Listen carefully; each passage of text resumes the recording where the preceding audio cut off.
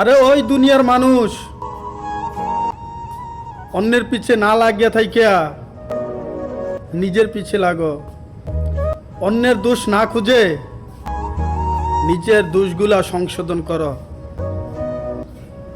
আসলে এই সমাজের কিছু লোক, কিছু মানুষ আছে, তাদের অসৎ কাজ, তাদের মানুষের প্রতি মানুষের ক্ষতি করা, এগুলা তাদের নিজেরই অভাব নাই, কিন্তু তারা দোকানে বসে, হ্যাঁ, বা বাজারে বসে অন্যের গীবত করে, অন্য এই করছে এই করছে, কিন্তু তার কিন্তু নিজেরই কিন্তু দোষের শেষ নাই।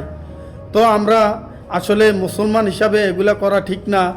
এগুলা আমরা এগুলা থেকে বের হয়ে আসি। আল্লাহ পাক যেন আমাদেরকে এগুলা থেকে বের হওয়ার একটা সুযোগ করে দেয়।